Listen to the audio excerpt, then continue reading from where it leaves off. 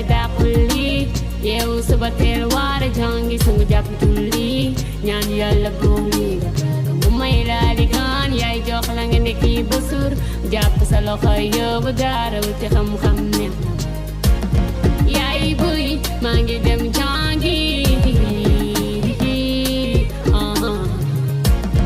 baay buy je vais aller étudier c'est bien jàng alxuraan xam diine ci àdduna dugal ma internal ngir ma teg. Nous avons 33 garçons régulièrement inscrits, 91 filles, ce qui fait un total de 124 candidats pour tout le centre. Maintenant, par rapport au pourcentage, pour les inscrits, nous avons un pourcentage de 26,62% de filles qui composent au niveau de ce centre. Garçons du moins, autant pour moi. Et 73,38 filles qui composent en termes de pourcentage pour les élèves qui sont régulièrement inscrits, c'est-à-dire les 124 au niveau du centre.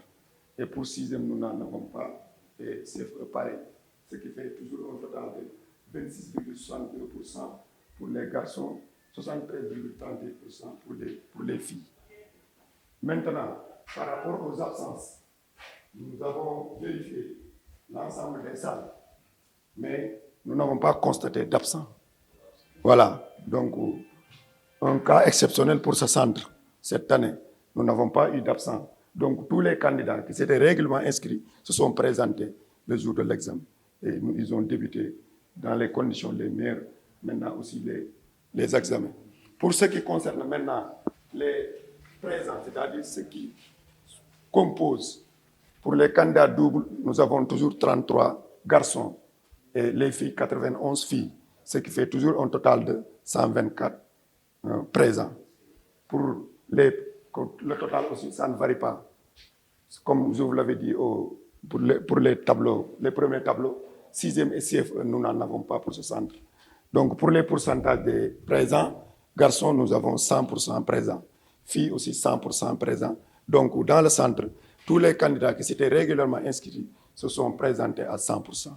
Donc c'était ça pour la situation des candidats qui composent. Par rapport maintenant au personnel qui ont été commis pour la surveillance, donc au niveau du centre, il a convoqué 12 hommes et 4 femmes, ce qui fait un total de 16 enseignants membres de la commission. Et par rapport à ça aussi, tout le monde a répondu présent. Donc tous les 16 enseignants qui ont été convoqués ont répondu présent. Donc il n'y a pas d'absent aussi dans ce lieu. Donc voici en grosso modo ce qu'on avait à vous présenter par rapport aux statistiques et aussi à la présence des enseignants qui ont été commis au niveau de la commission. Et je vous remercie. L'aspect organisationnel, vraiment, nous avons trouvé une école qui a été très bien préparée par le directeur.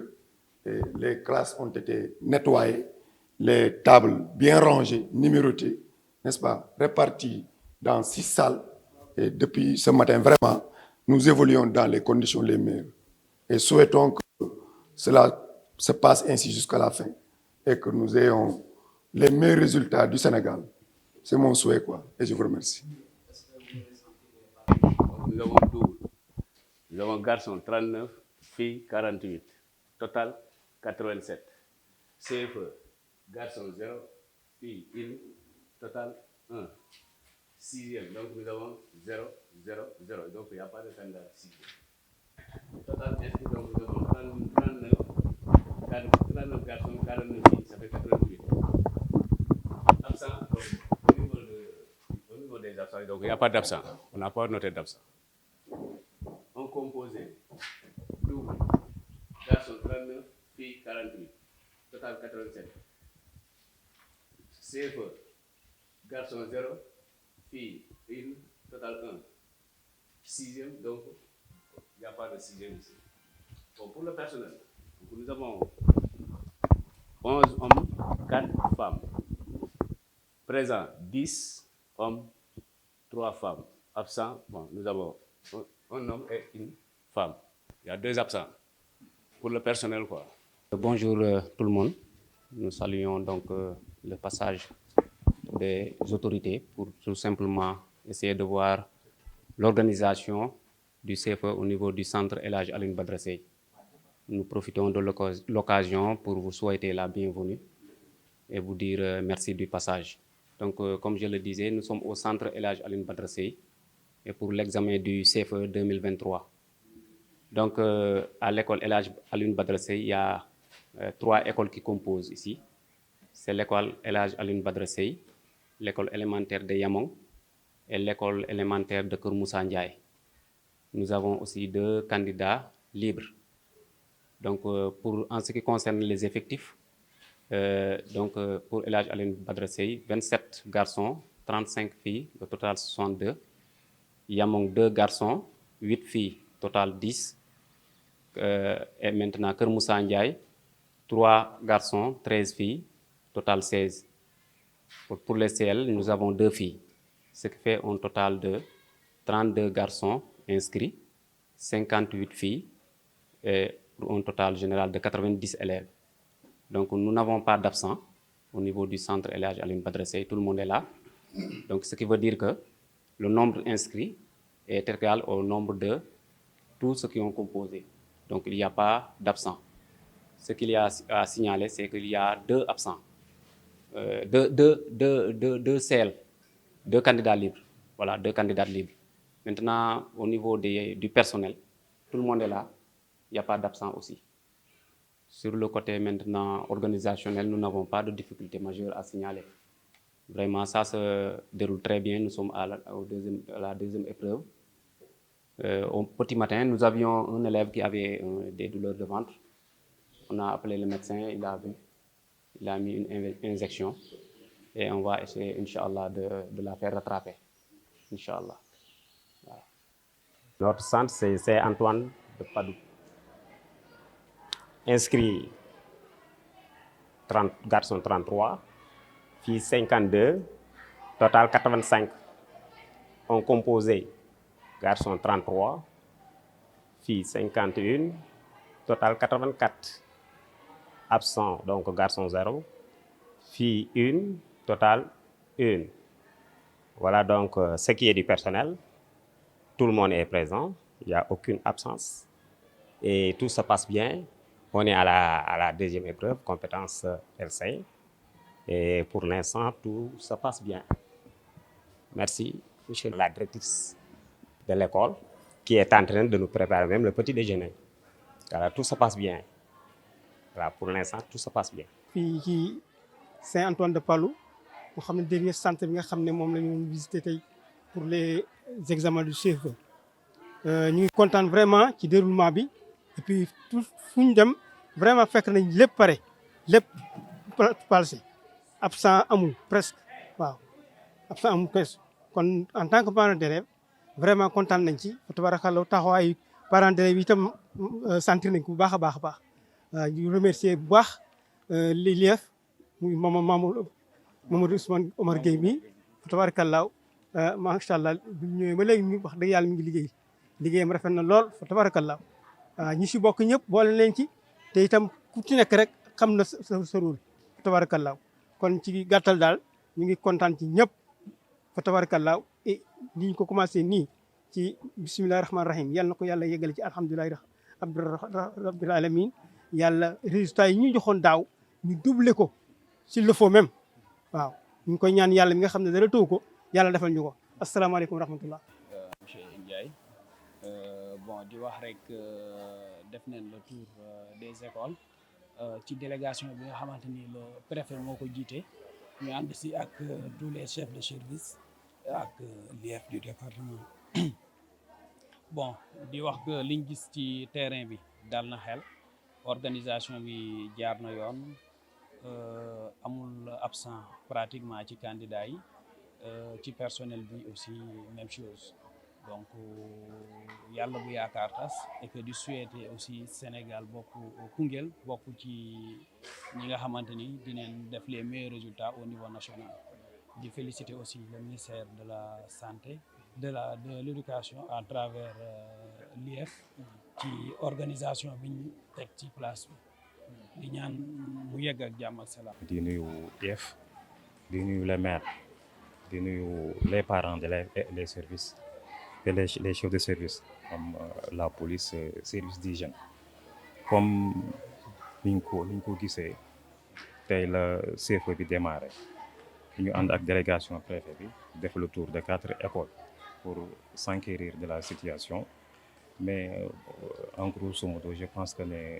tout se passe bien présentement ni fi ñu toll nii léegi wax dëgg yàlla ñoo ngi sant yàlla bu baax a baax tout se passe bien bien vrai que nag ñun conseil départemental comme ni nga ko xamee élémentaire bokkul suñu domaine de compétence mais préfet ak IEF gestion bi ñu def gestion inclusive la ñu def ñu boole ñu suñu ñëpp ñu ñëw ñu ngi remercier également les parents d'élèves di remercier également donc la mairie di seen contribution bi mu def di ñaan rek vraiment ni ñu ko commencé ni ñu yeggale ko ñoo ngi nuyu ñëpp di sant ñëpp si turu madame la présidente du conseil départemental Sophie Diop merci beaucoup. Bon, madame messieurs bonjour maa ngi nuyu ñëpp sant yàlla bu baax a baax def nañ le tour des centres de la commune je crois que sur les 7 centres on a fait 4 centres nous venons de terminer la visite de ces centres là ma fàttali aussi au moment où nous parlons am na yeneen mission yu nekk sur l'autre territoire départemental notamment au niveau des 3 arrondissements fu nekk am na délégation boo xam ne dem na ànd ak autorité administrative bi foofu di def la même chose le préfet nekk di ko def fii nii donc di ci remercier bu baax a baax monsieur le préfet et remercier tous les chefs de service les partenaires les collectivités territoriales ñoo xam ne associé wu nañu ci ñun pour accompagner ñu ci bés bii nga xam ne tey la CFEE bi en 36e démarré au niveau du département de Koungheul di ko wax ne comme ni ko Sénégal bi yëpp defee les choses ont bien démarré ici te li ñuy nemmeeku ci wàllu centre yi au dëgg yàlla au niveau des 17 centres boo xoolee le taux de présence est de 99,25% en termes de présence des élèves.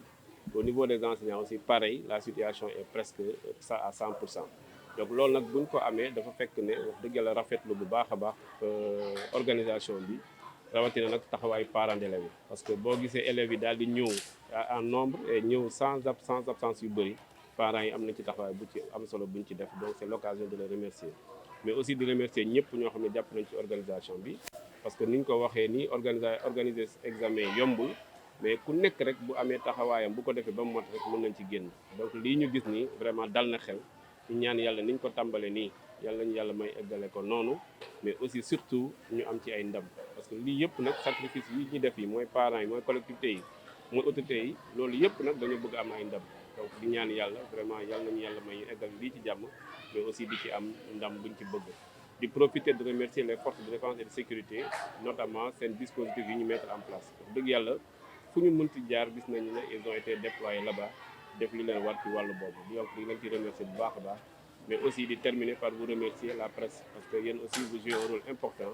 ci relayer information bi donc daanaka li ma mën a tënk rek mooy satisfaction en tout cas ci li ñu gis ni ñaan yàlla nañu yàlla may ñu continuer noonu ba egg ci jàmm mais aussi surtout am ci ay ndam muy ndamu xale yi ci département bi yëpp mais aussi mu dem ci law ba ci région bi loolu laa amoon ci ay. waaw comme ni ma ko waxee rek ñu ngi doog a jeexal léegi tournée bi nga xam ne at mu jot dañ koy def muy dem xool les centres d'examen naka la certificat bi déroulé ci département bi mais ci commune de Koungheul ci juróom-ñaari centres yu fi am dem nañ xool 4 centres donc defe naa échantillon bu baax la pratiquement liñ fi gis mën nañ jàpp ne moo am ci commune bi yëpp donc bu ñëwee gis nañ ne élèves yëpp candidats yëpp présent nañ gis nañ ne aussi surveillants yi aussi les enseignants ñoom ñëpp aussi seen teewaay mat na et gis nañ ne aussi les partenaires sociaux de l'école muy CGE muy les parents d'élèves ñoom ñëpp jël nañ les dispositions yu ñu war a jël pour que examen yi déroulé dans de bonnes conditions.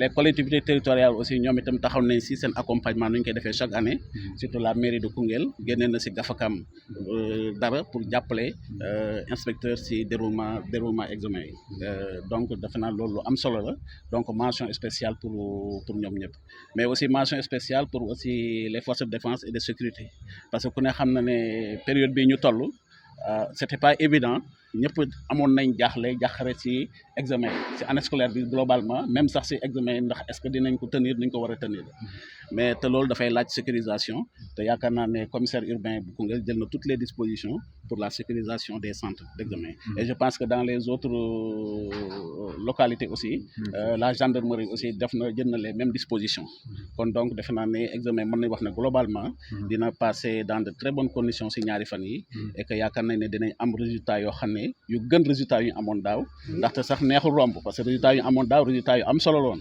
donc mais nag nit moom foo tegee benn pas rek da ngay bëgg a tegaat ci beneen pour gën a yokk donc te loolu yaakaar nañ ne yàlla danañu ko may parce que xale yi jàmbaar lañ mais aussi enseignants yi aussi jàmbaar lañ parce que jël nañ seen disposition yëpp pour maintenant sauver année scolaire pour que examen yi déroulé dans de très bonnes conditions ci li ma wax ne yombuloon foogoon nañ ne ren dana métti lool si contexte bi nga xam ne moom la ñu dund mais nag yàlla def na ba tout s'est bien passé et que dañuy souhaiter rek xale yi bonne chance à tous les candidats que yàlla jàppale leen ñu am des résultats meilleurs